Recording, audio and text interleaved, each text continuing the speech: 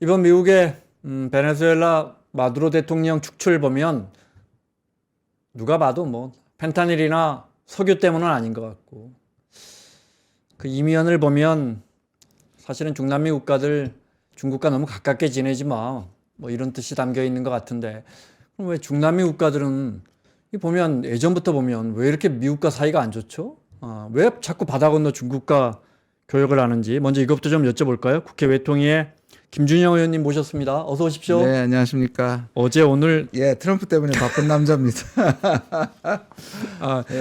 또 이 대통령이 또 시진핑 주석 정상회담 하면서 그것 때문에도 또 방송국 예, 맞습니다. 불려다니셨을 거 아니에요. 좋습니다. 네. 네, 네. 그것부터 여쭤볼게요. 아니 문득 생각이 나요. 네. 그 뭐 쿠바도 그렇고 또 카리브해에 있는 나라들은 다 그랬던 것 같고, 네, 네. 뭐 니카라가니 뭐 다좀 뭐 브라질 사이 아주 안 좋고요 지금. 예. 그죠? 그렇습니다. 아주 안 좋고. 예, 예. 왜 이렇게 미국하고 사이가 안 좋은 거예요? 그거는 이제 거슬러 올라가면 네. 지금 이제 먼노주의라든지 뭐 트럼프식 먼노주의라고 얘기하는 네. 게 과거에 유럽에 특히 스페인하고 포르투갈 뭐 따지고 보면 미국도 영국의 식민지였으니까요. 그렇게 보면 미주 대륙은 유럽 백인들의 실제로 식민지였지 않습니까? 그랬죠. 네. 한 수백 년 동안. 네. 그런데 그게 벗어나는 계기가 언제냐면 나폴레옹 전쟁이에요. 나폴레옹 전쟁에서 급해지니까 그때 스페인하고 포르투갈이 전부 다 유럽에 가고 거의 내팽개치다시피 했습니다. 그때 이제 멕시코도 독립하고 막 그랬었거든요. 그러면 트럼프 이제 미국의 먼로가 이제 나폴레옹을 잡아가고 나서 다시 이제 스페인하고 포르투갈이 돌아올 준비를 하고 있었어요. 네. 그러니까 미국이 그때 먼로 닥트린을 해가지고 돌아오지 마라. 우리는 고립주의로만 알고 있지만 실제로는 유럽의 제국주의로 돌아오지 마라. 그러면서 그러면 남미 사람들은 그동안에 남미 사람 중남미를 바나나 리퍼블릭이라는 말을 씁니다. 네. 그건 뭐냐면 저희는 옷 아주 브랜드로 알고 있는데. 옷 브랜드인데 네. 니들이 할 게 뭐가 있어? 바나나나 팔아먹고 사는. 바나나밖에 미국에 팔 게 비하하는 없는. 표현이군요. 비하하는 네. 표현이고요. 그래서 오히려 과거에 스페인이나 포르투갈은 영토를 점령해가지고 일본처럼 착취를 했는데 그 다음에 등장한 미국은 실질적으로 정복은 하지 않지만 이 자본주의를 통해 가지고 네. 거기에 소위 말해 이제 그때 이제 종속 이론이라든지 신식민지 이론처럼 네. 미국도 똑같더라. 간접 지배다. 그래서 이제 등장한 게 신식민지거든요. 멀로주의라면 그러면 그러니까 유럽은 너희들 땅 먹어. 네. 이쪽은 우리 내 속된 말로 일본 말로 나오바리니까. 그렇죠, 그렇죠. 여기는 우리가 그걸 할게. 세력권이라 그랬습니다. 네. 네. 네. 내 세력권인데 근데 그 세력권이 미국이 다시 착취하기 시작한 거죠. 그러니까 300년 동안 고생한 이 남미가 네. 그다음에 그 결탁한 사람들 우리가 이제 우리 젊은 사람들 잘 모를 텐데 매판 자본이라 그럽니다. 네. 그래서 미국과 결탁해서 또 그다음에 거기 정권을 잡았던 것을 미국에 사실 빌붙어서 그러니까 우리 이렇게 생각하시면 돼요. 일본 제국주의에 대한 마음이 우리 지금 반일 감정이 있잖아요. 그 역사 때문에. 그 남미한테는 그게 유럽이 있는데 미국이 하나도 다를 것이 없이 남미를 업신여기고 그렇게 했다는 거죠. 그러니까 미국에 대한 저항이 있는 겁니다. 예. 별반 나은 게 아니고 오히려 더하더라. 지금 보시면요. 나폴레옹 때부터라면 한 200년 동안 미국의 그렇죠. 영향권 밑에 있으면서. 그렇죠. 네. 그 다음에 보면 히스패닉이라고 불리지 않습니까? 네. 미국 내부에서 빈곤한 삶을 살고 사실 그러네. 예 네. 불법 이민 이런 것도 다 연결이 되어 있거든요. 네.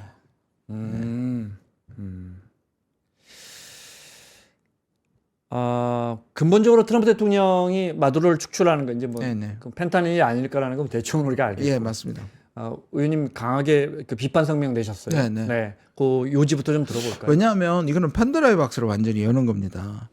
이제 일각에서 자꾸 이걸 섞어서 사실 트럼프는 단 한 번도 민주주의 회복이란 말을 안 했어요. 그렇게 할 사람도 아니고 네. 원래 가치는 상관없는 네, 사람이니까. 그쪽은 별로 관심 없고. 그런데 마두로가 나쁘니까 미국이 마두로를 납치해가지고 제거한 것이 옳다는 이 논리를 세우기 위해서 뭐 다른 지역, 특히 우리나라의 보수에서는 독재자인데 잡아가는 게 네. 뭐라고 하는데 이거는 엄청난 이 합의가 있는 거고 저는 판도라의 박스를 열었다고 생각해요. 왜냐?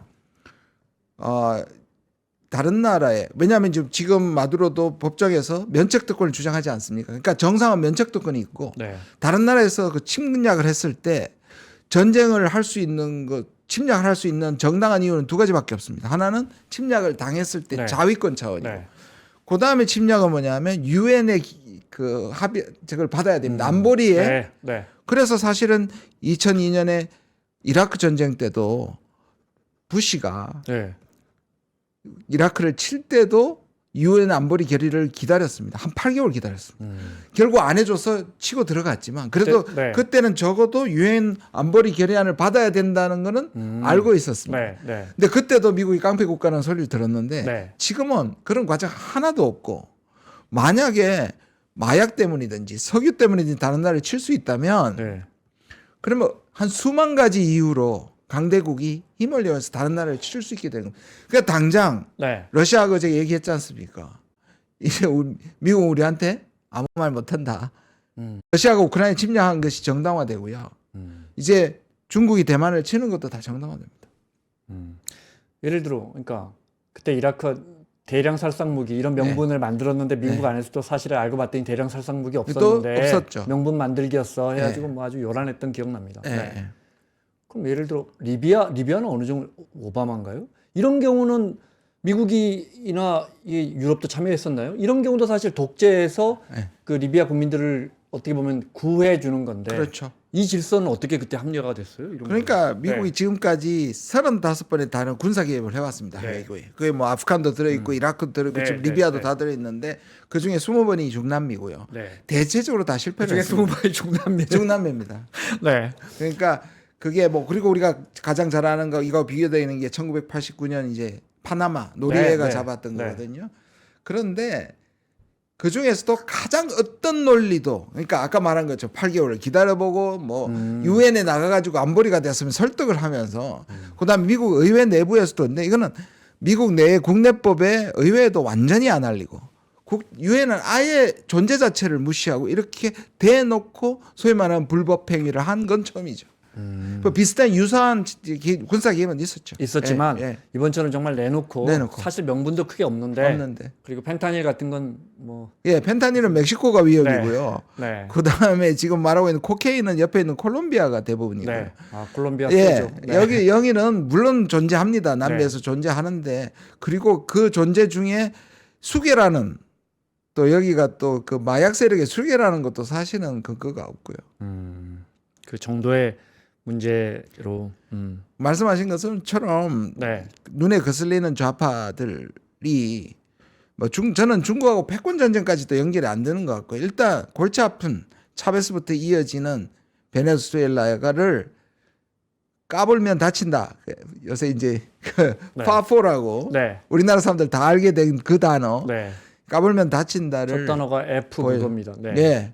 그거를 보여주고 다른 국가들도 바짝 엎드려라고 알리는 겁니다. 그리고 트럼프가 말하는 제가 그래서 트럼프의 그런 평화주의는 어디 갔느냐? 그게 아니라 트럼프는 힘에 의한 평화라고 얘기했기 때문에 미국에 보여주는 건데요. 저는 이게 오히려 미국이 약화된다는 것에 소리가 커지면 실제로는 약하다. 오히려 미국 패권의 몰락을 재촉한다는 느낌도 듭니다.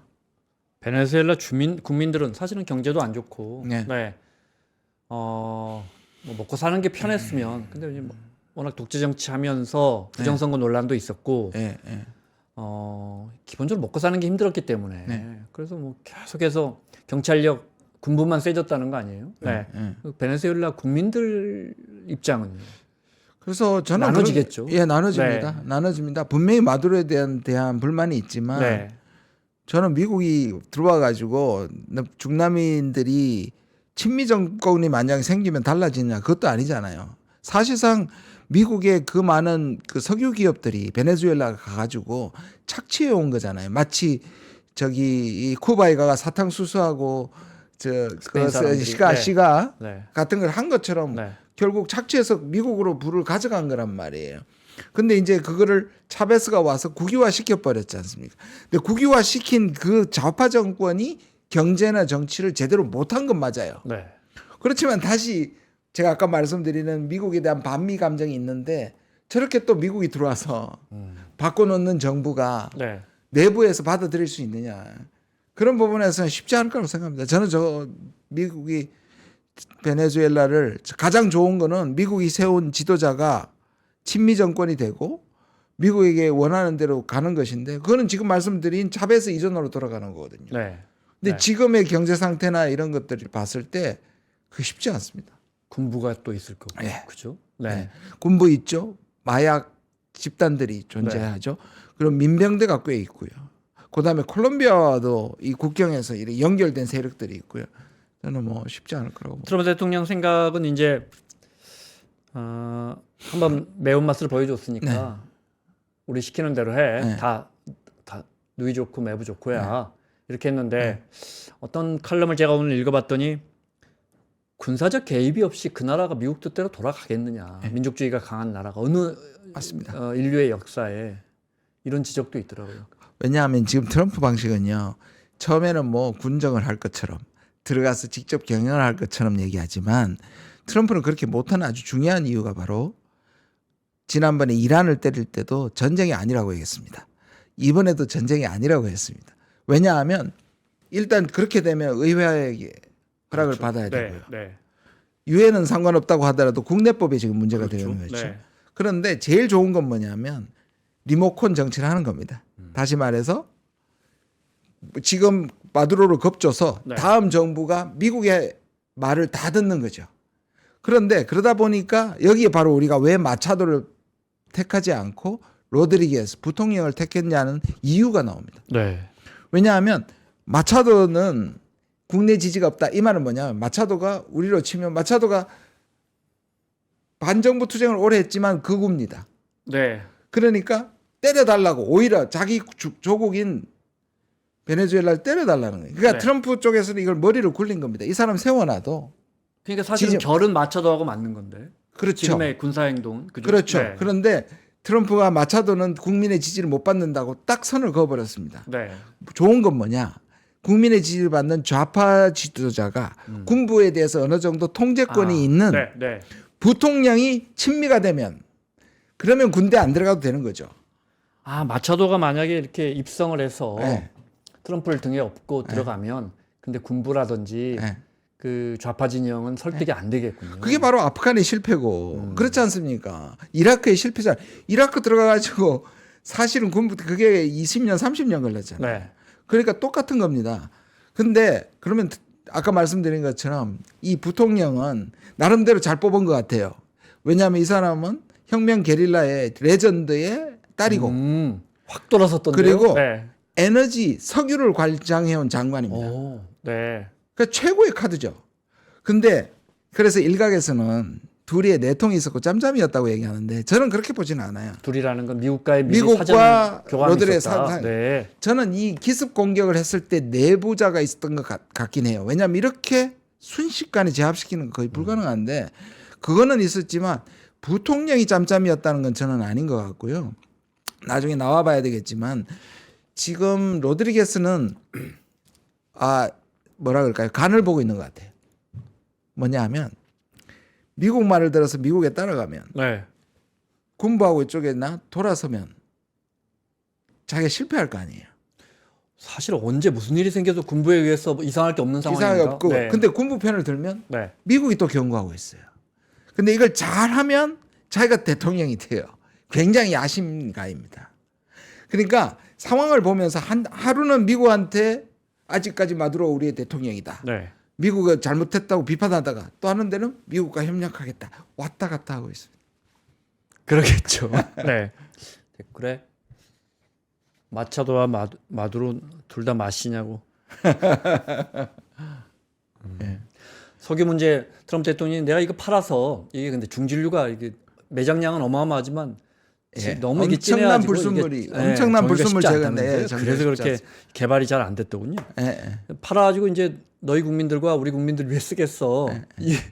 이 맥락은 어떻게 보십니까? 트럼프는 아까 말씀하셨잖아요. 지금 미국은 셰일가스 혁명으로 해가지고 기름이 부족하지 않고 네. 오히려 중동에 대한 의존도까지 줄이겠다고 얘기했잖아요. 그런데 그 절박하게 베네수엘라에 오일이 필요한 건 아닙니다. 네. 단 트럼프는 지금 뭐가 필요하냐면 내가 말했잖아. 미국의 부를 위해서 나는 다른 데서 다 뺏어올 거야. 당연히 뺏었고 왜냐하면 이거는 옛날에 차베스가 우리 기업들 그걸 뺏어온 거야. 나 그거 찾아오기 위해서 이 한 줄이 필요한 겁니다. 얼마나 내가 미국을 부유하게 만들고 그 오일을 가지고 실제로 그 오일의 질이나 양질 이거 필요 없어요. 그러니까 트럼프는 한다. 미국을 위해서는 그냥 갖고 와서 네. 미국한테 불을 넣는다. 그 같은 맥락이 그린랜드까지 가는 겁니다. 그린랜드는 어떻게 보세요? 오늘 또 성명이 나왔더라고요. 그러니까 군사적인 것은 테이블 밑에 놔두고, 그러니까 그런 건 생각하지 않고 있는데 그것도 우리가 어떻게든 할 거야 이런 식의 입장이 나왔더라고요. 제일 중요한 거는 그냥 먹겠다는 거고요. 엄청 침을 흘리고 있는 게 사실이고요. 옵션은 여러 가지 있을 수 있죠. 그 중에 제일 부담이 적은 게 사는 겁니다. 덴마크한테. 그렇겠죠. 예, 덴마크한테 알래스카처럼. 근데 덴마크는 팔 리가 어려운 없잖아요. 나라도 아니고 팔 리가 없죠. 가난한 나라도 어마어마한 천연 자원인데 네. 팔 리가 없죠. 그 다음에 이제 제일 부담이 많은 게 군사 작전이겠죠. 그건 나토니까. 그러니까요. 근데 거기에 대해서도 근데 이제 논리를 세워요. 뭐냐면 이게 또 300년 동안 덴마크의 식민지였거든요. 그린랜드가. 그린랜드가 덴마크가 뭐라고 그러냐면 역사상 최고의 착한 제국주의다 자기는. 전적인 자치권을 주고 에너지도 주고 돈까지 주는다. 그래서 그러니까 그 말은 미국한테 뭐냐면 그건 네 거 아니야. 그건 내 거가 될 수도 있어. 마치 중남미를 유럽에서 가져온 것처럼. 위치도 보면요. 사실은 이 미주 대륙을 서반구를 이렇게 스트레치하면 확장하면 그린랜드거든요. 그래 이거를 내놔라고 하는데 제가 그냥 이거는 여기까지는 지금 나와 있는 옵션들인데 저는 생각에 이 여기 자기들의 독립을 투표로 결정할 수 있거든요. 6만 명밖에 되지 않습니다. 그린란드. 그러니까 아까 착한 덴마크가 네. 너희들이 여기서 나가겠다면 물론 나중에 덴마크 의회와 협상을 해야 되지만 나간다면 막을 방법이 없어요. 그럼 트럼프는 이런 생각할 것 같아요. 6만 명 1인당 100만 불씩 주고 미국 시민권 준다. 그러면 내부 흔들릴 거라고 봐요. 저는. 어쨌든 무력을 사용하지 않고 그렇게 한다는 건 또 우리 입장에서는 이거하고 또 다른 문제잖아요. 네. 그 나라 아니 그린랜드 국민들이 선택한다니까 이거는 그러니까 우리가 이런 또 좀 다른 문제잖아요. 근데 이건. 저는 군사 아까 네. 루비오한테 이제 그런 질문이 와가지고 꼭 네. 군사를 훈련을 한다는 압박을 하는 건 하나의 수단이라고 얘기했지만 너 맞고 들어올래 그냥 들어올래 돈 받고 들어올래 맞고 들어올래 이렇게 양자단계하면 내부에서 혼란이 생길 거 아니에요. 그러면 미국이 들어가가지고 미국에게 복속하고 싶은 사람들의 안전을 보장한다는 이름으로 네. 군 개입할 수 있죠. 쉽지는 않겠지만 가능성이 트럼프라면 트럼프가 트럼프 한 거니까요. 뭐 이번에 베네수엘라 건이 대표적인 거 아닙니까? 설마 그건 안 할 거야 하는 거 다 합니다. 뭐든 할 수 있습니다. 뭐든. 중국에 대한 메시지는 뭡니까? 뭐 역시 그 멀로주의입니까 일종의 그런 메시지가 진짜 담겨 있다고 보시는 겁니까? 왜냐하면 우리가 2달 전에 국가안보전략서에서 그 NSS NSS에서 먼로주의의 트럼프판 이런 거죠. 코랄러리라는 말을 쓰는데요.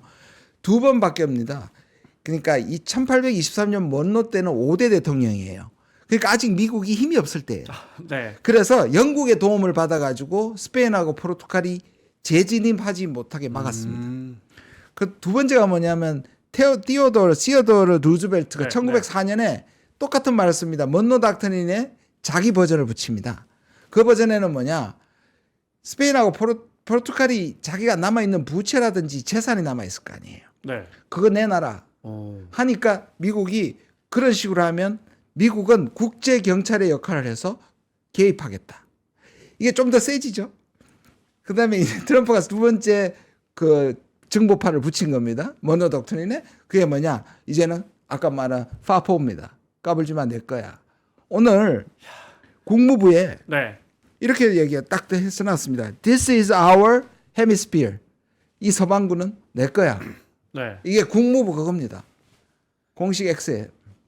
야, 이거는 정말 우리가 흔히 뭐 공급망이 바뀌고 지정학적으로 어떤 권력의 판도, 진영이 바뀐다. 흔히 이렇게 해석하지만 너무나 명쾌하네요. 이건 뭐 제국주의라고 불러야 되나요? 제국주의죠. 그래서 뉴욕타임스가 다른 데는 말 안 했지만 뉴욕타임스가 딱 그날 뭐라 했냐면 일단 일리갈이다. 불법이다. 그다음 두 번째 얘기한 게 뭐냐면 베네수엘라가 현대 제국주의의 첫 번째 희생양이다. 아니 제국주의도 늘 수백 년 동안 명분이 있잖아요. 명분. 그렇죠. 그래서 이게 사실 우리가 이 땅을 차지하려는 게 아니고 너희 국민들을 위해서 여차저차해서 뭐 이런 거 아니에요. 로마 시대 때부터 네. 제국이라는 건. 네, 중국도 마찬가지고. 지금도 그 얘기 하잖아요. 우리가 이렇게 차지하는 게 마두로가 하는 것보다 베네수엘라 사람들한테도 좋다고 얘기하지 근데 않습니까? 이 반구 자체가 예, 예. 우리 거다라는 표현을 국무부가 썼단 말씀이세요? 그렇죠. 국무부가 그러니까 세 가지인데요. 아까 백악관 인스타그램 공식 인스타그램에 파4라는 걸 네, 썼고요. 네. 이거는 국무부 X 있지 않습니까? 네. 옛날에 트위터 거기에서 지금 그렇게 썼고요. 그다음에 세 번째가 지금 스티브 밀러의 아내가 네. 보셨죠? 그린란드 네, 성조기 하는. 네. 그렇게 지금 세 가지가 이 지금 거의 깡패 국가의 뭐 면모를 스티브 밀러가 그대로 지금 국가안보보좌관 국토안보보좌관이고요. 현재 네. 동시에 수지 와일즈 밑에 있는 부비서실장이에요. 아, 네. 측근 중엔 측근. 좀 네? 심하게 하면 이 사람 괴벨스 같은 사람이라고 봐요 저는. 네. 위험하단 말은 들었어요. 예, 그리고 굉장히 네오나치적이고 인종차별주의자고 반이민주의자고. 그리고 영향력이 제일 세고요 지금. 네. 참. 또 스킨헤드잖아요. 실제로 뭐 용모도. 네. 네오나치처럼. 예.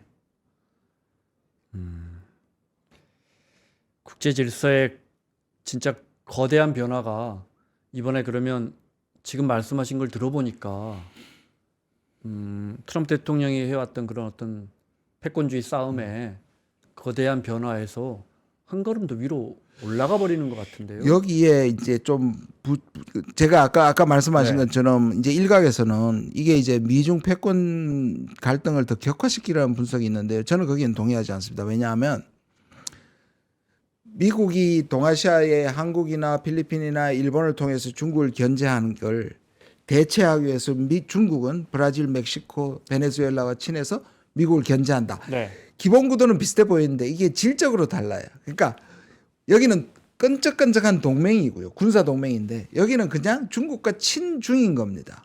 중국에서 경제 돈도 빌려주고 지금 네. 600억 불 정도 베네수엘라 빌려줬거든요. 뭐 그건 이제 그걸 현물 석유로 받아 조금씩 예, 받아 조금씩 받는 네, 방식으로 네. 지금 하고 있는데 네. 저는 중국은 화장실에 가서 러시아하고 중국은 화장실 가서 웃는다고 생각합니다. 아까운데 베네수엘라를 버리고 오히려 아시아를 가질 수 있다고 생각할 겁니다. 그리고 러시아도 그냥 밖으로 욕을 하고 지금 제일 강하게 비판하는데 다른 조치 안 하잖아요. 예를 들어 군사력을 보낸다, 돕는다, 뭐 그런 거 아무것도 안 하잖아요. 화장실에서 웃는다고 생각합니다. 저는. 저렇게 미국이 자신의 레인지를 분명하게 챙기겠다고 나오면 네. 우리도 고마워. 서방구로 축소되는 걸로 볼 수 있잖아요. 미국의 패권이. 네. 아 그렇구나. 아니 근데 그 이야기는 좀 더 여쭤봐야겠습니다. 네. 이야 이건 과거에 우리가 흔히 뭐 러시아나 중국처럼 패권을 가지고 있고 권위주의 리더십을 가진 나라조차도 어떤 나라나 지역에 대해서 여긴 내 거야라고 표현한 적은 없잖아요. 그렇죠. 없습니다. 네. 내 참 거래요. 메시지가 너무 선명하니까 뭐라고 드릴 말씀이 없네요. 그러니까 이게 지금 사실은 여기는- 엄청난 충격적인 사건입니다. 그러니까 정말로 정글로 가는 겁니다. 그러니까 저는 유엔이 완벽하지 않았죠. 유엔은 한계가 뚜렷했습니다. 국제 규범도 뚜렷했습니다. 아까 말씀드렸지만 미국이 과거에 35번이나 개입했습니다. 그런데 그런 것들이 하나도 작동하지 않는 첫 케이스라고 생각합니다. 유엔도 상관없고 국내 헌법도 상관없고 그다음에 다른 나라도 여기에 대해서 비판은 하지만 뭔가 결집된 모습도 보이지 않고 네. 이제는 강대국이 무력을 행사하는 것에 대해서 막을 수 있는 메커니즘을 우리가 남은 게 뭐가 있나요? 없는 거죠. 하나 있지 않습니까? 그러니까 우리가 뭐 유엔이 이런 상황에서 트럼프를 막을 수 있을 거라는 건 뭐 네. WTO 이런 거 다 무력화됐고 네. 공화당은요.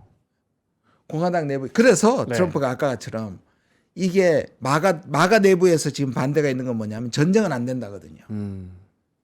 그 우리 군대 젊은이들을 가는 소위 말하는 이제 여기 이 먼노주의가 갖고 있는 것이 개입주의인 동시에 그러니까 서방구에 대한 개입인데 그게 다른 나라에 가서 직접 군대를 보내는 것에서는 혐오합니다.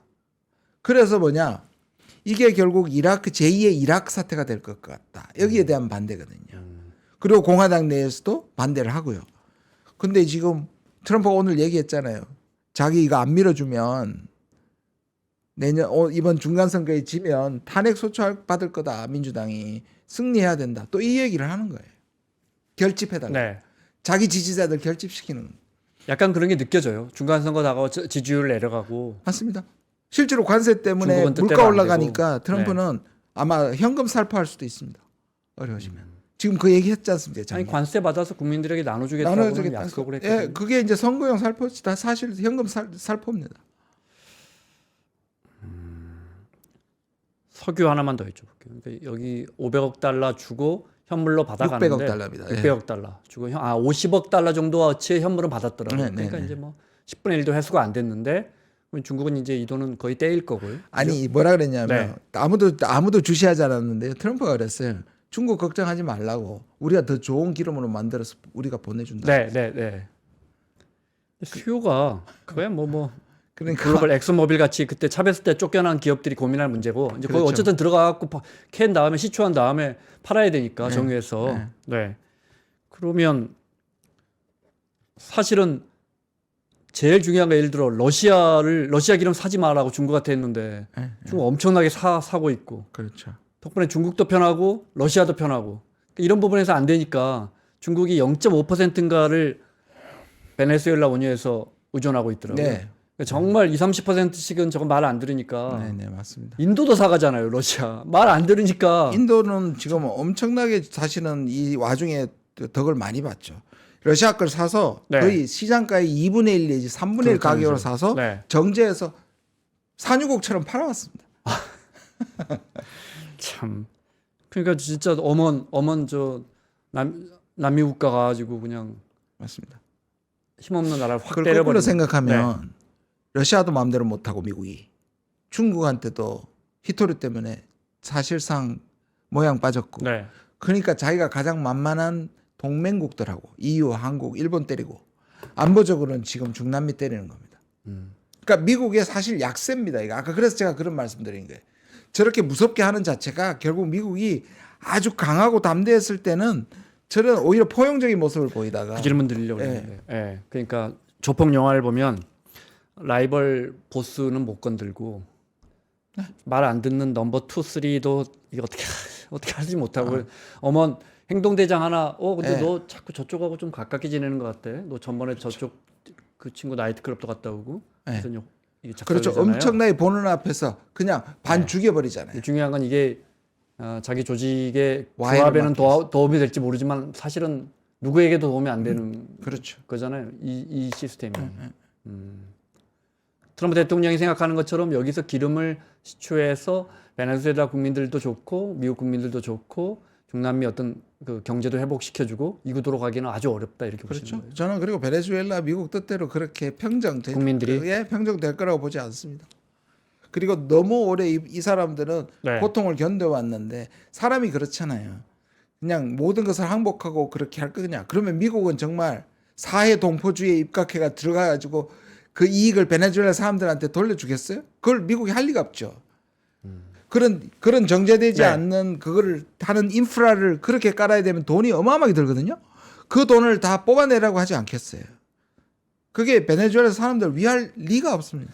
그런데 그 흔히 이제 그런 걸 패론주의라고 하지 않습니까? 네, 그 복지 굉장히 강화하고 아예 그런 문제 있었죠. 네. 포퓰리즘이죠. 네, 네. 포퓰리즘 강화하고 이제 재정 강화하고 이제 수십 년 동안 해서 네. 뭐 이 정책 자체가 잘못됐다는 건 아니지만 그래서 이 카리브해 연안 국가들이 가난을 못 벗어나고 있잖아요. 벗어나요. 반미주의 하면서. 네.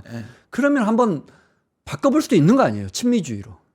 근데 그게 구조적으로 아니 의원님 입장에서는. 친미를 한 거잖아요. 친미를 해가지고 네. 군사 쿠데타 일어나고 군부가 우리처럼 군부 독재가 생기고 그 다음에 저 뭡니까 우리 IMF처럼 붕괴가 되고 이게 70년 70년대에 그렇게 됐던 거 아니에요. 심지어는 우파 정부를 가가지고 바꿔버리기까지 했단 말이에요. 아얀데 정권 같은 네, 경우는. 네. 그런데 그게 다시 해봤죠. 결국 다 본 겁니다. 사실 그때 그러니까 계속 왔다 갔다 하고 어느 시각- 누구도 이 문제를 해결하지 못하는 거죠 지금. 근데 그렇다고 해서 지금 미국이 와서 그걸 할 수 있느냐? 아까 말씀드린 게 할 리도 없고 할 능력도 없는 거죠. 그래서 지금 공화당이나 이쪽에서 반대하는 게 결국 제2의 이라크 사태가 되는 거 아니냐. 그런데 그렇게 하다가 우리가 그렇게 되는 거는 둘째치고 네. 미국이 가지고 있는 전 세계적인 패권적 영향력을 다 잃어버리게 되는 거잖아요. 이제 만약에 그린랜드 제로게 되면요. 나토 저거 무너지거든요. 그러면 유럽도 이렇게 되고요. 그냥 일각에서 얘기하듯이 미국 트럼프가 원하는 건 천하 3분지계다. 전 세계를 3분의 1로 네. 나눠서 유럽은 러시아한테 주고 아시아는 중국한테 준다는 게 이게 만화 같은 상상력인데 지금 트럼프는 그렇게 가고 있는 거잖아요. 내년 4월에 중국 가가지고 대타협을 할 수도 있습니다. 큰 트럼프 대통령이 지금 관세 협상을 중국과 시진핑 대통령과 4월 달에 베이징에서 만나도 뭐 밀어붙일 큰 카드는 없는 것 같아요. 그죠? 그러니까 오히려 근데 이제 1년 유예잖아요. 큰 카드가 없이 오히려 대타결을 할 가능성이 더 커요. 그렇게 되면 지금 경제 안보라고 얘기하고 이들 국가와 갈등하는 구조를 다 없애버린단 말이에요. 그리고 네. 저는 여기 러우 전쟁은 이제 더 러시아의 편 쪽으로 전쟁이 끝날 가능성이 더 커졌습니다.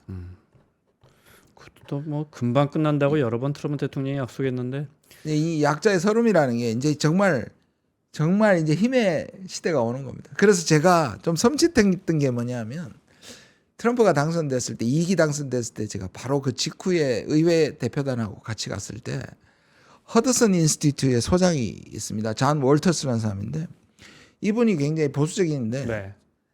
앞으로 한미 관계가 어떻게 되냐니까 이런 말을 했어요. 지금까지 한미 관계는 힘이 제대로 반영되지 않은 관계였다. 그 이 말은 봐줬다는 겁니다. 향후에는 힘의 차이가 확실하게 관계에 반영될 것이다. 그게 저는 뭐 약간 오멘처럼 계속 귀에 울려요. 메아리. 섬뜩한데요. 섬뜩하죠. 네. 야, 지금까지 우리가 힘에 그렇게 차이다 니들 봐준 거 아니냐. 근데 힘의 차이가 확실하게 반영되는 관계가 어떤 건가 보여줄게 이런 뜻이었거든요. 그 말은 70년대나 맞는 말 아니에요. 미국이 그렇죠. 우리를 봐주던. 네. 물론 우리가 미국의 큰 도움을 받았지만 그렇죠. 그래서 저는 이재명 대통령이 미국하고만 협상하거나 하고 나오면 뭐라 그럽니까? 아, 힘을 길러야 되겠다. 이 말이 한숨처럼 나올 수밖에 없는 겁니다. 미국이 지금 그런 식입니다. 그 말씀은 사실은 박정희 대통령도 또 사실은 했었죠. 미국과의 뭐 문제가 생길 때마다 힘을 길러야겠다, 자주국방해야겠다. 그야 뭐 우리 이야기 좀 해볼게요. 네. 오늘 한 2시간 전에 이재명 대통령이 그 중국의 서해 구조물 그 6군데인가 있잖아요. 네, 그 점진적으로 철거할 거다. 아마 네, 네. 이제 뭐 양국이 뭐 정상회담 해가지고 뭐 공동성명 발표하는 건 아니지만 그 정도 약속은 됐나 봐요. 예, 그 사실은 안 알려졌다가 특파원 질문에서 네, 조금 네. 더 구체적으로 밝혀진 것 같고요. 굉장히 예민한 문제였는데 저는 저 해법을 잘 찾은 것 같아요. 정확하게 설명하면 이렇습니다. 워낙 우리가 서해 쪽에는 이 좁아서 네. 가까워서 이게 이제 서로 자기 수역이 있고 공유 수역이 굉장히 작습니다. 네, 교집합, 근데, 교집합. 교집합이죠. 그거는 어떻게 했냐면 선을 긋지 않고 여기서는 상대방이 싫어하는 걸 하지 말자. 도발적인 걸 하지 말자. 약속만 해놓은 거죠. 어업은요? 어업은 안 돼요. 어업은 다 같이 어업은 합니다. 같이 하고요. 하는 거죠. 네, 네. 우리의 서해 도는 거랑 다른 겁니다. 그건 네. 우리 수역에 들어오는 거고. 근데 여기에 가상의 선이 있을 거 아닙니까? 제일 중간이라는 가상의 선을 그으면 그 가상의 선에 애매하게 붙어 있습니다. 그러니까 중국 쪽에서 건물이 시작되는데 우리 쪽 그러니까 가상의 선을 그을 때 우리 쪽으로 좀 넘어와 있어요. 그래서 이게 이제 뭐하고 연결이 됐냐면 이 남중국해의 인공섬처럼 군사를 만드는 게 아닌가라는 의심을 받았고 실제로 그럴 가능성도 없지는 않습니다. 남중국해 보면 막 그 콘크리트 부어가지고 활주로까지 만들잖아요. 맞죠. 네. 그래서 이제 그 자기 거라고 얘기를 하는 네. 건데 중국은 이제 말은 여기에 미국의 뭐 잠수함이나 일본 잠수함이 들락날락 거린다. 그러니까 감시해야 된다는 내부적인 필요는 있는데 아직까지는 군사 시설은 아니에요. 근데 그렇게 얼렁설렁설렁 할 수 있으니까. 그러니까요.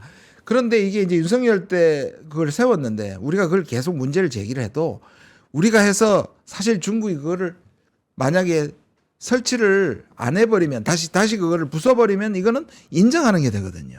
그래서 아마 이렇게 된 것 같아요. 그게 원시설이 있고 어업 양식장 시설이 있나 봐요. 그 부대 시설은 일단 철수를 하고요. 그다음에 여기를 실제로 끝차는 겁니다. 네. 그래서 우리 꺼서 당신 수역에서 이제 다 하고 네. 공유 수역을 반으로 놨으면 자유롭게 쓰자. 그러니까 그런 해법을 하기로 했고 실무 협의에 들어간다고 합니다. 중국과는 이거 할 수만 있다면 분명하게 선을 나누는 게 좋을 것 같아요. 그렇죠? 하루 지금 저 맞습니다. 남중국해부터 저기 베트남 저기까지 중국하고 그 줄 문제 가지고 안 싸우는 나라가 없잖아요. 없죠. 네. 할 수만 있다면. 근데 네. 전적으로 따지보면 이번에 뭐 맹탕이라고 얘기하지만 두 가지를 감안해야 됩니다. 이게 그냥 윤석열 3년이 아니라 사드 이후로 8년간 문재인 정부 때도 그래서 처음에 네. 갔을 때 홀대론이 나올 수밖에 없었던 게 중국이 우리한테 굉장히 화가 많이 나와 있는 상황이었잖아요. 그런데 우리의 국력도 높아지고 네. 지금 중일 관계가 이렇게 나빠지니 중국이 우리가 필요해진 겁니다. 사실 따지고 보면 새로운 관계로 가기로 했고 중국이 우리한테 요구하는 거는 별거 없었어요. 그냥 대만 인정하는 거. 네. 그다음에 뭐냐면 아까 말씀드린 것처럼 우리 들을 때 말씀드린 것처럼 미국한테 전적으로만 미국에 소위 말하는 꼬북만 되지 마라. 자기 우리 이익이 있을 때는 좀 버텨줄 수 있는 힘 정도, 뭐 네. 우리가 중립 정도, 그 정도 해주면 좋겠다는 정도 외에는 중국이 우리한테 현실적인 구체적인 문제는 요구한 적이 없어요. 우리는 근데 뭐 한한령부터 시작해서 FTA부터 시작해서 우리는 굉장히 많단 말이에요. 근데 대체로 지금 저기 중국 측에서는 대부분 들어준 것 같아요. 한한령은 우리 측 해석으로 보면 점진적으로 풀어줄 것 같다. 근데 중국은 이것도 마찬가지예요. 중국은 한 적이 없다고 지금 공식적으로 네. 얘기를 하고. 그렇죠. 사실 한한령 자체를 인정하지 않습니다. 그래서 이거를 우리가 한한령을 풀어달라고 얘기하면 중국이 풀어줄 수도 없습니다. 그런데 실제적인 요구를 하면 풀 수밖에 없죠. 예를 들자면 우리 이거 한중 가요제 하자. 우리 네. 김혜영 여사가 얘기한다든지, 그다음에 바둑하자. 그다음 문화 교류하자. 그다음에 서비스업. 이 서비스업 이제 제2의 FTA라고 얘기하잖아요. 한중이 제2의 FTA를 하면 그 부분이 이제 열리는 거라서. 근데 그래서 그 시진핑이 세자나되는 얼음을 녹이는 데는 시간이 필요하던데 실제로는 저는 이제 풀리는 쪽으로 점진적으로 열리는 쪽으로 결정이 된 것 같습니다. 사실은 저희가 하나의 중국에 대해서 인정한다는 건 노태우 대통령부터 늘 나왔던 건데 예. 그래도 어쨌든 그걸 다시 확인해주고 이재명 대통령이 시진핑 베이징으로 넘어가서 맞습니다. 그래서 한한령 같은 게 굉장히 상징적인 맞습니다. 결과가 하나 나올 거라고 생각했거든요. 그래서 네, 네, 네. 올 초에 뭐 우리 한류 가수들이 뭐 거대한 콘서트를 한다든지 이 정도는 하나 나올 줄 알았거든요. 근데 아까 말씀드린 그 네. 구조적인 문제가 있는 겁니다. 그러니까 우리가 한한령 안 했다고 계속 해왔는데 바로 한한령 풀어주기 쉽지 푼다. 않다는 거예요. 그렇죠. 결국 이제 하나씩 야금야금 실제적인 걸 풀어다가 그래서 네. 저는 풀릴 거라고 봐요. 근데 이제 제가 이제 중국을 방문했을 때도 항상 나오는 얘기가 뭐냐면 두 가지 점입니다. 중국이 아무래도 권위주의 정권이니까 이 우리나라의 폭발적인 아이돌 공원에 수십만 명이 모이는 것에 대한 부담을 갖고 있습니다. 그래서 이 비공식적인 자리에서 얘기해요. 아이돌만 빼고 다 풀어줄 수 있다. 두 번째, 이 아이돌이 중국이 얘기하는 민족주의, 자기들이 얘기하는 일종 미풍양 속에 위배된다고 생각합니다. 그럼 뭐냐면 여자인지 남자인지 구별하지 이게 제 얘기가 아니고 네. 중국 측 얘기입니다. 그런 것들이 지금 중국에서 얘기하고 있는 그런 것들을 그걸 문화적 침범이라고 신범이 생각합니다. 살고 중국 애들이 따라한다는 겁니다. 네. 그래서 그게 지금 중국 정부의 불만인데 네. 저는 그것도 나중에는 자신감이 생기면 풀릴 거라고 생각해요. 근데 그게 아마 마지막에 풀리겠죠. 그래서 다른 거는 풀리는데 그리고 이미 중국이 작년에 노비자, 그러니까 무비자를 한 것 자체가 네. 큰 거예요, 사실은. 아니 아시아의 모든 문화를 자기들이 만들었다고 주장하는 사람들이 그렇게 자신감이 없답니까? 그러니까요. 저는 미국 중국 사람들 좀 친해지면 얘기합니다. 당신들이 가진 역사와 문화를 제대로 소프트 파워로 이용하지 못하는 당신들의 좁은 그 대국적이지 못한 것이 당신들의 세계 패권을 가는데 방해가 된다. 그렇게 얘기합니다, 저 대놓고.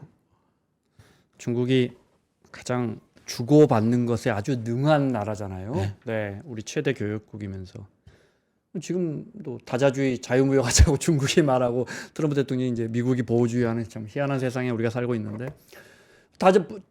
자유무역하자면서 일본 때리는 거 보세요. 그 히토리. 지금 이거 조금만 보시면 봐도, 네. 우리와 너무 대비시키잖아요.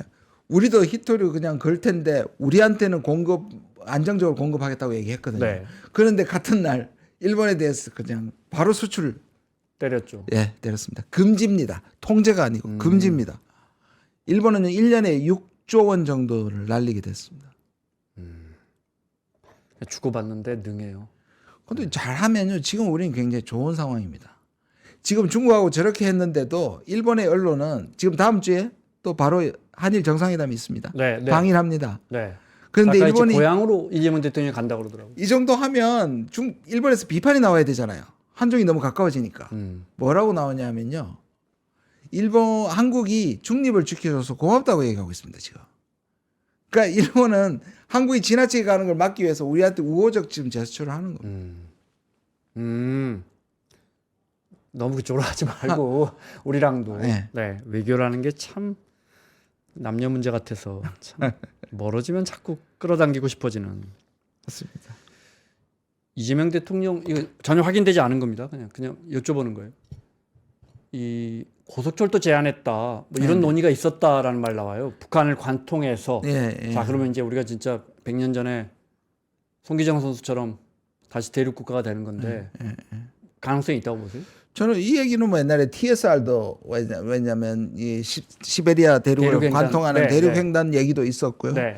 근데 최근에는 북한이 워낙 그렇게 되니 뭐 저도 사실은 대통령한테 제안한 적이 있습니다. 뭐냐면 지금 구체적으로 아마 이번에는 서로 뭐 짧았고 실무에 넘긴 건데 기본적으로는 한중이 서로 얘기하고 싶은 건 다 했던 것 같고요. 그게 이제 중국 철도하고 우리 철도를 이제 연결시키는 거죠. 북한하고 연결시키는 건데 네. 북한이 지금 예민한 상황이니까 조심스럽긴 합니다. 근데 이제 구상은 뭐냐면 북한이 통행세를 받고 무정차로 중국 대륙을 가면 우리는 물류나 이런 거에 대해서 사실은 엄청난 이익을 우리는 받게 만약에 됩니다. 그렇게 되면 진짜 대박이죠. 대박이죠. 네, 대륙국가 되는 거 아닙니까? 그렇죠. 네. 우리가 섬이라는 걸 벗어나는 겁니다. 네. 우리가 만들어진 거의 섬과 마찬가지인데 그러면 중국이 얻는 건 뭡니까? 중국도 마찬가지 한국하고 연결되는 거죠. 한국하고 교역 강화? 물류 교역 강화가 네. 되는 거고요. 그다음에 그것이 중국도 1대1로에 사실은 포함되는 거고요. 싣고 와서 부산항에서 그렇죠. 일본으로 또 보내기도 그리고 쉽고. 북한은 네. 통행세를 받는 것이고요. 그리고 북한은 덤으로 철도망이 확충되잖아요. TSR 실제로 논의됐던 게 그게 언제인가요? DJ 정부 때인가요? 노무현 정부 때 그때 그 열차 폭이 완전히 다르죠. 네. 네. 그렇죠. 그래서 막 한참 야 그때만 근데 해도 러시아로 가는 건 그런데 중국어로 가는 건 아마 다를 거라고 저는 합니다. 조금 더 확인을 해봐야 되는데 네. 다릅니다. 그리고 이게 이제 고속철로 놓이게 되면 또 다르게 되죠. 그러니까 중국하고 한국은 고속철로 연결돼 있고 우리도 그렇지 않습니까? 수원 구간을 갈 때는 그 대전에서 고속 구간이 아니면 서행을 하지 않습니까? 그것처럼 그렇게 시작할 수 있습니다. 그냥 보완만 한 상태에서. 이게 지금 단순한 상상력입니까? 아니면은 어디 결국 정치가 풀려야 되는데 저는 가능성이 있다고 생각하지. 그리고 북한이 달려 있죠. 그래서 조심스러운 거는 이번에 그런 말 했잖아요. 평화의 중재자가 되라. 과거에는 우리가 중국한테 계속 압박을 하면서 북한 핵 포기하게 압박해라 그랬거든요. 그러니까 북한 압박하라고 우리가 중국을 압박했거든요. 미국과 우리가. 근데 이번에는 평화의 중재자가 되라. 뭐냐 하면 북한이 지금 문 닫고 안 나오는데 좀 끌어내달라.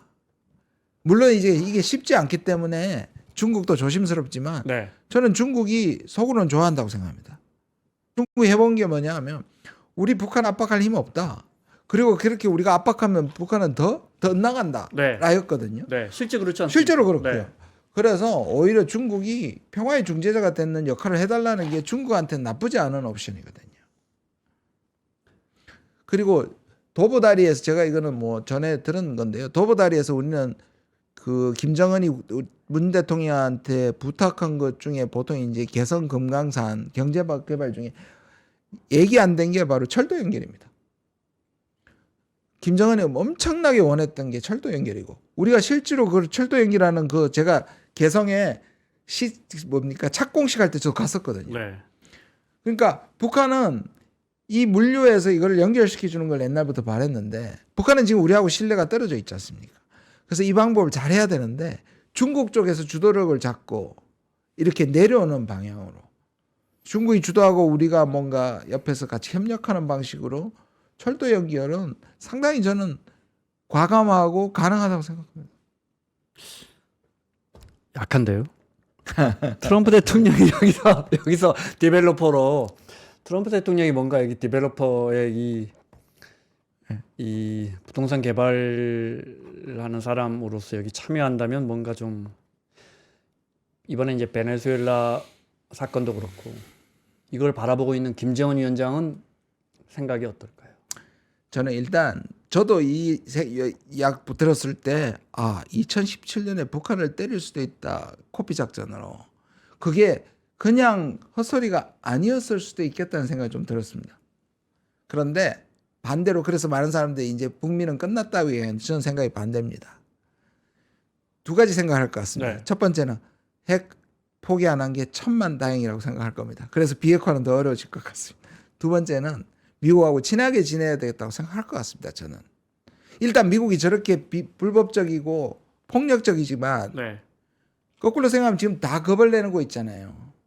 심지어 그린랜드에 대해서 유럽에 수십 개국이 있는데 7개국이 지금 반대 성명 낸 거거든요. 나머지는 안 냈다는 얘기입니다. 왜요? 그러니까 이게 잘못됐는데 대들어서 멈출 수 있는 힘들이 없는 거예요. 모른 척 미국을 하자. 다 겁나는 거죠. 모른 미국이 척 하자. 겁나는 겁니다. 네. 11월까지는 기다려보자. 그런 거죠. 그렇다면 저는 오히려 그런 똑같은 생각이 들 겁니다. 한쪽으로는 핵을 붙들고 있고 다른 한쪽으로는 핵을 포기하지 않은 채 미국과는 관계를 잘해 나가야 되겠다고 생각하지 않겠습니까? 저는 오히려 지난번보다 경주보다 내년 4월에 나올 가능성이 조금 더 있다고 생각합니다. 트럼프 대통령이 중국 방문할 때 지금 다시 온다 그랬지 않습니까? 온 김에요. 네. 그리고 전략적으로 그다음에 트럼프는 기본적으로 이 중국, 러시아, 북한에 대해서는 오히려 호감을 갖고 있지 않습니까? 어느 날 갑자기 네. 마두로처럼 김정은 때린다 이 소리 못 합니다 지금. 아니, 본인 말로 계속 친구라고 아, 했으니까요. 예. 네. 예. 가까운 친구라고 이야기는 했으니까. 그러니까 우리나라 네. 일부에서는 이제 마두로 두 번째는 이재명이다, 마두로 두 번째는 김정은이다 그런데 그거 다 말이 안 되는 얘기입니다. 핵을 갖고 있잖아요. 제일 중요한 질문을 드려야 할 것 같아요. 아까 말씀하셨던 것처럼 우리가 이 관세 전쟁이 시작되고 이게 이제 패권이라는 건 한 나라의 것이잖아요. 근데 이제 이것을 그러니까 흔히 우리가 프라자 합의도 일본의 GDP가 한 70% 넘어오니까 미국 가까이 네. 그때 공교롭게도 중국의 GDP가 그 정도 되니까 그다음에 정보통신 기술이라든지 모든 기술력이 따라오니까 패권을 나눌 수는 없다 해서 이제 일기 트럼프 때부터 이 갈등과 이 대결 구도가 시작된 거잖아요. 근데 지금 보면 또 어떻게 하다 보니까 나눠 갖는 걸로 네. 바뀌는 거예요. 자 여기서 우리가 잘 보셔야 네. 되는데요. 말씀하신 것처럼 중국이 미국의 패권에 도전하는 것을 절대로 용납할 수 없다는 것은 미국 국내의 여야 거의 모든 당연하죠. 그래서 네. 대합이라 그럽니다. 그랜드 컨센서스라 그래요. 그런데 트럼프만 다른 겁니다. 트럼프주의자들만 다른 겁니다. 그러니까 심지어 지금 트럼프가 위에 있고 밑에 있는 루비오라든지 헤그세스는 네. 트럼프를 따라가는 것 같지만 철저하게 반중, 그다음에 반북, 루비오는 반넘 매우 강성입니다. 네. 매우 강성이고 네. 자 그런데 이 사람들이 어떻게 행동하느냐 일기 때 볼턴하고 폼페이오는 대들다가 지금 욕먹고 있잖아요. 네. 그때도 그렇고 네. 이들은 아는 거예요. 트럼프의 심기를 건드리지 않으면서도 자기 방식으로 반북, 반중, 반을 하고 있습니다. 그럼 누가 이길 거죠? 이거 두고 봐야 되죠. 그런데 역설적으로 우리한테는 이게 기회가 될 수 있는 게 미중 패권이 너무 치열하면 우리가 어려워지겠죠. 지금 미중이 오히려 갈등을 덜하는 상황에서 우리한테 기회가 온 것이고요. 역설적으로 얘기하면 우리는 중국 카드를 사용할 수 있는 기회가 온 겁니다. 어떻게요? 왜냐하면 중국이 우리를 필요로 하잖아요. 그리고 미국이 어떤 의미에서 한국을 지금 또 필요로 합니다. 미국의 제조업 부활. 네, 네. 그거에서 한국만이 지금 해줄 수 있는 측면이거든요. 우리가 가진 무기가 꽤 많은 겁니다. 그래서 그 전략적 자율성이라는 게 굉장히 중요한데요. 그래서 중국은 한미동맹의 특별함을 압니다. 그거 깨고 우리 편으로 와라. 우리 일각에서 얘기하는 셰셰처럼 중국한테 우리 갖다 바친다. 택도 없는 얘기고 중국 바라지도 않아요. 그러나 한국이 정말 꼭두각시냐 아니면 어느 부분에서 중국과 함께해서 미국에 대해서 자기 이익을 위해서 챙길 수 있는 네. 자율성이 있느냐 정도입니다. 그걸 확인하고 싶을 겁니다. 근데 우리 국익에도 그게 맞고요. 우리가 전적으로 미국한테 천병이 돼서 중국과 적이 되는 게 우리한테 이롭지 않거든요. 그런데 루비오와 헤그세트들은 한국한테 그 역할을 지금 요구하고 있는 겁니다. 그래서 여기 와 있는 연합사령관이 자꾸 우리 보고 항공모함이라고 네, 해요. 네, 네. 미국의 군부는 중국을 우리가 막아줘야 된다고 생각하는 거예요. 약간 그러면 루비오나 헤그세스는 네오콘의 그 맥락을 이어온다고 봐야 이어온 하는 거죠. 겁니까? 네, 네오콘보다는 덜 뭐라 그럴까요? 급진적이지만 네. 반중 반복 반너입니다. 특히 반중입니다. 그런데 마가나 트럼프 대통령은 뭘 그렇게까지 해? 우리 것만 챙겨서 먹고 살면 그렇죠. 되지 이런 거예요. 그러면 우리가 결론이 나옵니다. 우리가 트럼프를 움직여서 그런 세력을 제압시켜야 되겠죠. 지금은 그게 되는 겁니다.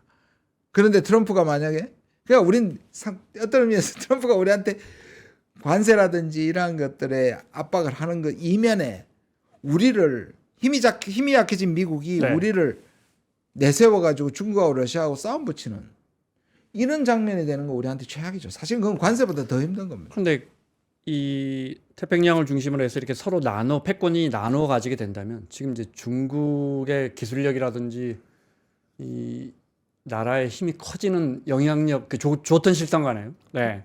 그걸 보면 네.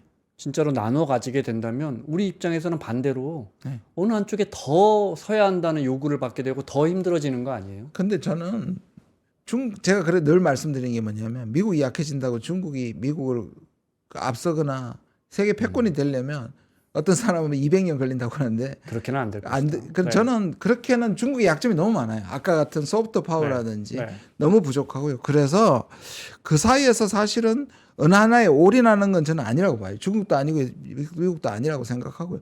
우리가 올인해서 살아남을 시대는 1960년대, 1970년대였지. 우리는 지금은 그럴 정도로 올인해서 한 나라에 전적으로 충성해서 살아남는 생존법은 우리한테는 옛날 일이고 우리는 그만한 영향이 있다고 생각합니다. 저는. 그럼 이 균형 외교하고 이 대통령이 말하는 아까 말씀하신 전략적 자율성하고 네. 어떤 차이가 있는 거예요? 그러니까 사실 이 균형 외교라는 걸 사람들이 갖고 있으면 어떻게 하면 우리 균형감을 좋아하잖아요. 중용을 네, 네. 좋아하고 양쪽에. 근데 사실은 우리나라 이 분단 상황에서 균형이라는 것이 오히려 저는 노무현 대통령이 좋은 뜻으로 출발했지만 이게 진보 세력의 큰 프레임이 됐어요. 뭐냐면 아니 동맹하고 중국하고 균형을 한다는 게 말이 되느냐. 이건 미국에서도 나왔던 문제 제기였습니다. 근데 사실은 그게 아니고 그럴 수 없죠. 어떤 정부도 중국하고 미국하고 지금도 마찬가지입니다. 이재명 정부에게 씌워진 것이 셰셰 프레임인데 그럴 리가 없고요. 친미죠. 그런데 제가 그래서 정동영 장관한테 뭐라 했냐면 숙미적 친미파가 있고 자주적 친미파가 있다. 자주적 동맹파, 자주적 네. 동맹파, 네. 친미적 동맹파라고 말씀을 드렸는데요. 저는 우리가 자주적 동맹파라는 게 필요하다고 생각해요. 그게 전략적 자율성입니다. 그러니까 미국이 우리한테는 동맹으로서 가장 중요한데 네. 지금 우리가 조지아나 이런 걸 봤듯이 우리의 이익이 해가 될 때는 우리가 미국도 버팅겨야 되는 거죠. 그게 자율성입니다. 근데 이게 우리만 쓰는 말이 아니고 인도, 지금 미국하고 네. 하는 인도도 쓰는 말이고요. 그리고 유럽이 자기의 자율성을 얘기해 특히 프랑스 같은 나라가 얘기하고 있는 게 바로 이 전략적 자율성입니다. 저는 대통령께서 이 단어를 쓴 게 저는 개인적으로 너무 기쁩니다. 제가 끊임없이 수십 년 동안 균형나 쓰지 말고 전략적 자율성 써야 된다고 주장해왔던 사람입니다. 이렇게 그러니까 균형 외교보다 전략적 자율성 정책으로 간다면 이 영어는 뭡니까 이게? 스트래티직 오토노미라고 딱 국제 정치적 용어고요. 이게 실용 이야기하고 연결됩니다. 동맹은 가치고 규범이잖아요. 어떤 특정 상황이 있을 때는 네. 이 논리가 더 훨씬 유연하게 정책을 펼칠 훨씬 수 더 있을 때. 유연합니다. 네. 마무리를 해야겠습니다. 네. 아까 미 국무부의 그 쇼킹합니다. 네? 이 방글은 우리 거야. 네. 그걸 이제 국무부가 올렸다는 것 자체가 시대가 정말 변하고 있다. 그런데 무슨 생각 아까 들었냐면요. 약간 무섭기도 한데 우리가 흔히 대통령이 잘해야 한다. 정치가 잘해야 한다. 외교 안보 잘해야 한다고 말하지만 이게 만약에 1차 대전, 2차 대전 만약에 어떤 한 나라가 잘한다고 해서 이 거대한 시대적인 흐름을 과연 막을 수 있을까? 뭔가 이 불확실성이 커지는데 그때 예를 들어 1차 전 때 1910년대 오스트리아가 헝가리가 잘한다, 세르비아가 잘한다고 이게 약간 그런 생각. 저는 위기감 느낍니다. 그러니까 오히려 어떨 때 보면 되게 비관적이 될 때도 있어요. 인류의 문명이 여기서 끝날 수도 있겠구나라는 생각이 들 정도 돼요. 그렇죠. 우리 끝까지 버텨봐야죠. 희망을. 네. 대통령이 그랬잖아요. 북한 그것도 바늘구멍 찾듯이. 저는 분명히 위기입니다. 지금 위기인데 우리의 역량이 예전 같지 않고 괜찮아졌고 여기에서 우리가 최선을 찾아야죠. 알겠습니다. 전략적 모호성보다 전략적 자율성이 어감이 더 좋다. 여기까지 하겠습니다. 답을 찾아야죠. 트럼프 대통령 진짜 올 한 해도 우리를 얼마나 놀라게 할지. 자, 조국혁신당의 우리 국회 외통위의 김준영 의원님과 함께했습니다. 오늘 말씀 고맙습니다. 네, 감사합니다.